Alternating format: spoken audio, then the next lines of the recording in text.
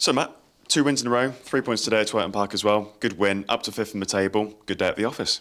Yeah, I think we've been heavily sort of critical of ourselves this season when we've got the wins, and even more critical when we've lost.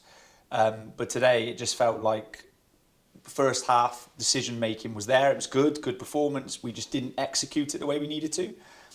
We had a chat about half time, and I can honestly say second half probably the best performance we've given all year. So yeah, very happy. It looks like the fitness levels have increased massively since the start of the season as well.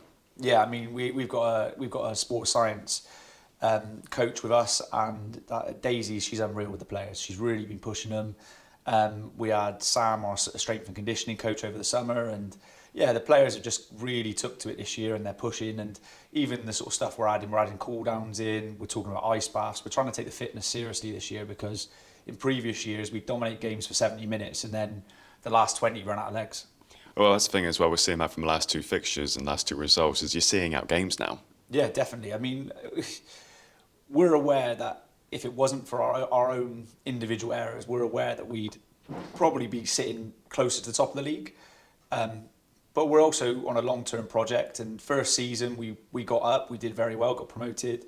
Last season we just sort of tested the water, I think, and this year we've brought the players in that we need to win the league, but we just haven't quite shown all the performances all year. But like I said, long-term plan is we keep building, keep progressing, hopefully that time will come. And like I said, the league's not over till it's over, so we're fighting to try and catch up.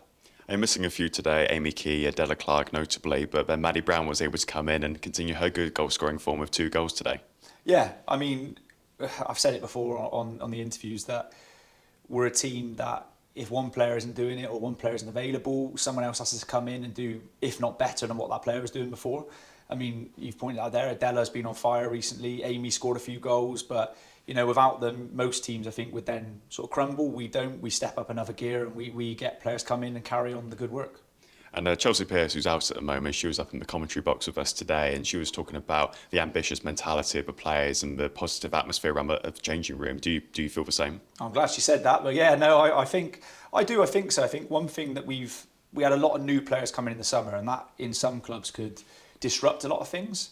And I think there was a point after a couple of weeks where it could have, but all the players are on the same path. They're all on the same wavelength, and really we're just going to keep building. And like I said, the positive atmosphere is there, and you're seeing it in the performances. Like even when we're losing games or drawing games, the performances are still there, give or take maybe 1 or 2 this year. But you know, we're going to get there. We're just going to keep progressing. And now onto some counter-cup action as well. Must be a nice break from the league, maybe a chance for some development players to get involved with the first team next weekend. We'll have a look. Obviously, there's rules around how many players can drop down from the first team to the development team. And really, I'm a coach who doesn't like to interfere too much with them. With them having a game, we can't disrupt them too much because it wouldn't be fair, because they're doing very well themselves, progressing. But there are a couple of like first team players that have maybe not had the game time required, so we'll definitely look to get them in. But I'm not going to go easy on our opponents and think that that's a game that should be won. We know that they're a lower division to us, but we've still got to go there and get the job done. And if I'm honest, the Somerset Cup is quite high on my list of where I want us to succeed in this year. So we really do need to be on our best game still. And then next up in the league, it was originally postponed, but away to Stockwood. It could be an interesting physical encounter there. Yeah, Stockwood, we've got a bit of a love-hate relationship in the sense that we love to play each other, but on the day it always gets a little bit tense.